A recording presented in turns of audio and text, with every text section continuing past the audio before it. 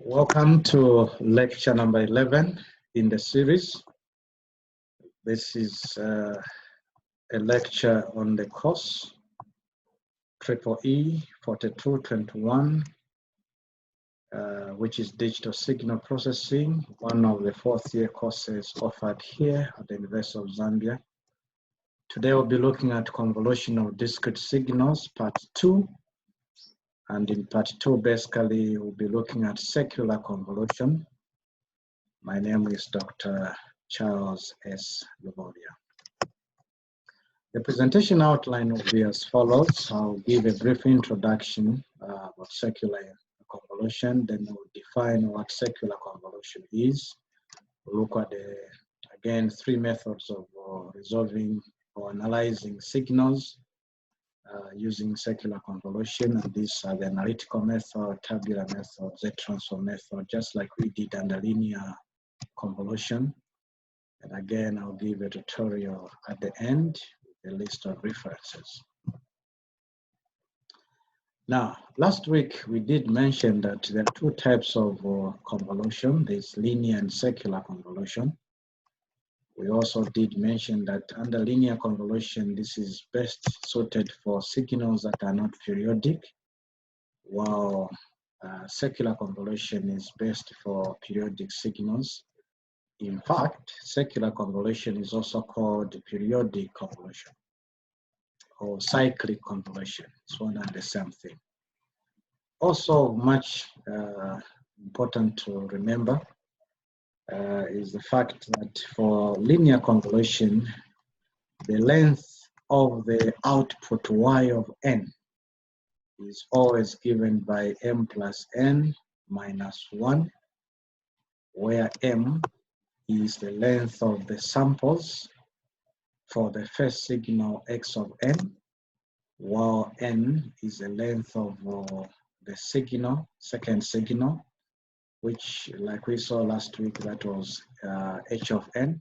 For example, if x of n is a sequence whose length is, as we saw last week, 3, 1, and 2. So you find that the length of the sequence, in this case, is going to be 3. And then if you have h of n, which is the length of the second sequence, so to this, if say this is given as 3, 2, 1 as an example. So for such, again, you know, the length of this sequence will also be 3. So under linear convolution, the total length of the output sequence y of n will simply be 3 plus 3 minus 1, which is basically 6 minus 1, which will give you 5. So final answer y of n will have 5 samples under linear convolution. If we are to take the similar example here, for secular convolution, the output y of n will be equal to the maximum of m or n, whichever has the highest number gives you basically the length of the output y of n. So in this case, since x of n is 3, has a length of 3, h of n has a length of 3, therefore the output sequence y of n will have an output whose length is also going to be 3, since the maximum on either side is basically 3. So that point is very important to take note, because right before you even do any calculation, you have to know the length of your output, and it's determined by the last 2 points given in this introduction. So let's move on. Having looked at this, I want us now to look at the definition of secular convolution. Secular convolution of an input signal x of n with a system having an impulse response h of n can be defined in a similar manner as we did with the linear convolution. The only difference now is that under secular convolution, we do not use that the multiplication symbol like that one. However, we use a circular symbol, or so we can either use that symbol, a circular symbol, or a circle with a capital N inside. And looking at, if we code this one as equation 1, okay, if you look at equation 2 here, in equation 2, you have the first signal, which could be x of n here, similar to what we had on the linear. And the second signal, which is x of 2 of n here, could be the impulse response h of n. And when the two are convolved using circular convolution, again, you need to take note of that symbol. The moment you see that, you know you're now dealing with a circular convolution. So basically, that's how we convolve things under circular convolution. The general equation will look similar to equation 1. The only thing is that in denoting it, we denote it with a multiplication symbol under a cycle, or capital N in a cycle. Yeah, so with that, let's now move further by looking at examples. And under examples, basically here, I would want us to look at the methods of resolving problems under circular convolution. Like we saw under linear convolution, there are 3 methods of analyzing or resolving problems using a circular convolution. And this includes analytical method, the tabular method, and the Z-transform method. So let's look at each of these methods in a bit of a detail. Under analytical method, again, we use the formula which was defined in equation 1 and 2. And let's do an example here just to illustrate. Again, I'll pick the examples as was analyzed under linear. Suppose we have x of n equals to 3, 1, and 2, and h of n, 3, 2, and 1. And then we are to resolve these using analytical or formula method. And this is to be resolved using circular convolution. The answer will be as follows. You recall this equation, if we expand it, we'll still arrive at the similar equation y of n, which is the expanded format here. Basically what I've done here is a case where I have expanded this equation here. And if I expand it, I'll end up getting that equation for y of n.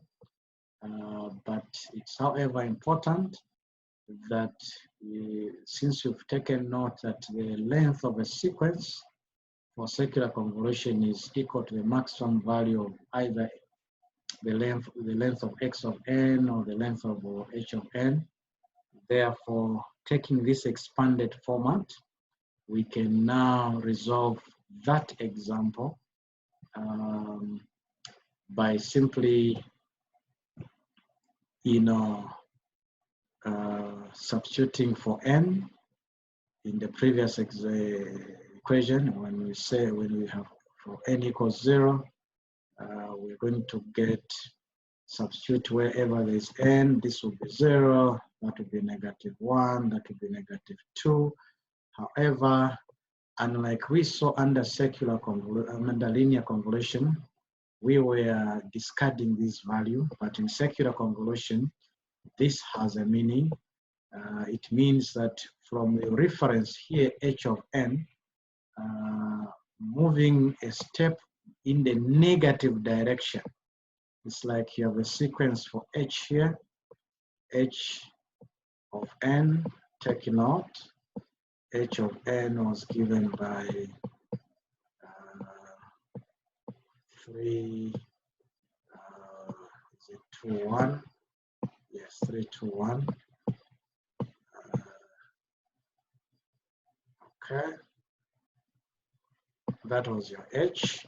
So if your h of 0 your h of 0 is that point.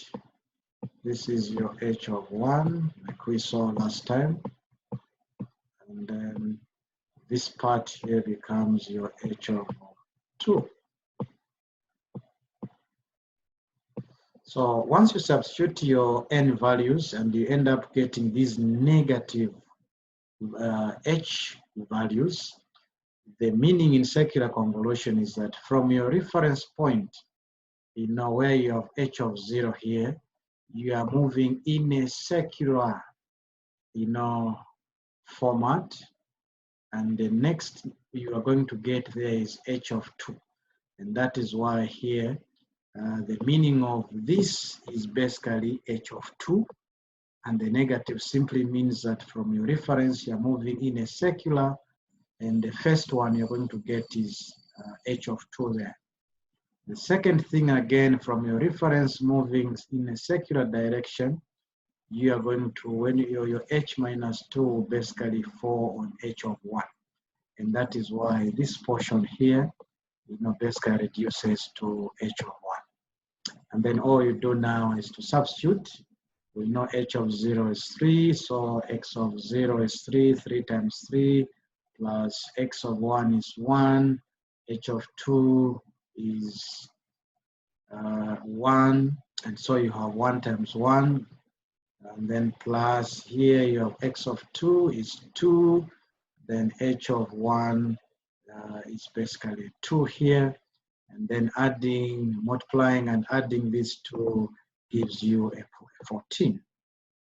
Again, you substitute for n equals 1, so you're going to have y of 1 here equals x of 0.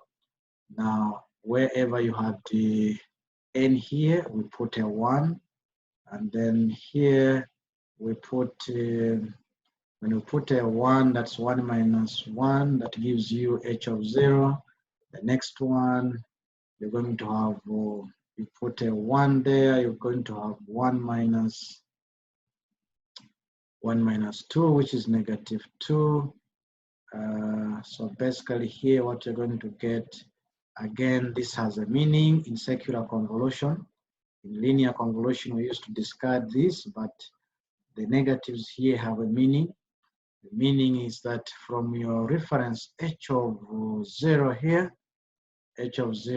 moving in a circular for the next term, you're going to get h of 2. So that part there basically reduces to h of 2 under circular convolution. So substituting the values, you're going to get the final answer as 11. You move on for n equals 2. So you have y of 2 there, h of 2. This will be h of 1. And then the last one here will be h of 0. You notice that in this example here, there will be no negative values. So substituting, again, you're going to get 11 using this method. So basically, under circular convolution and using analytical method, the negatives there, they have a meaning. You need to take note that these negatives here, they carry a meaning. It means moving in the clockwise direction from your reference point, and then substituting the values, and then ending up finding a final solution. Therefore, what this means is now that using this method, we can now rewrite the output y of n. Y of n will simply be 14, 11, 11. So that becomes your final solution, for the convolution of these two signals using analytical method.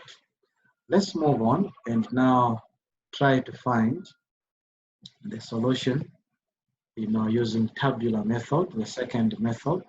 So we do like we did under linear method, except to take note that once we have multiplied diagonally until the end of the sequence, we arrange and add the diagonal values and remove the excess samples by adding the final sequence. So let's do an example here to illustrate that third bullet there. So in this example, 3 times 3 giving us 9, 3 times 2 giving us 6, 3 times 1 giving us 3, 1 times 3 giving us that, 1 times 2 giving us 2, 1 times 1 giving us 1, 2 times 3 giving us 6, 2 times 2 giving us a 4, and 2 times 1 giving us a 2. Then you draw the lines diagonally, pick the first one there, giving us a 9, 3 plus 6 giving us a 9, then 6 plus 2 plus 3 giving us 11, and 4 plus 1 giving us 5. Then you take the last one here, of course there's a diagonal there, you're giving us a 2. However, we move a step further in circular convolution. Once we find y of n, this answer is basically, in the linear format. But for circular, remember we said the maximum, the length of the output y of n is equal to the highest value of either the input or the, the impulse response, sequence. And in this case, you notice that the maximum was 3. Therefore, pick the first 3 samples as they are, 9, the 9 here, and the 9 there, plus the 11. So we have arrived basically at the maximum. Now, the excess, the 5 and 2 are added, as you can see here. They are basically added, from the first sequence, to the second. If there was another number there, I would add it there. And so we start adding 11 plus 11 plus 0 here. Of course, there's a 0 here. So 11 plus 0, you have 11. 9 plus 2, that's 11. And 9 plus 5 giving us 14.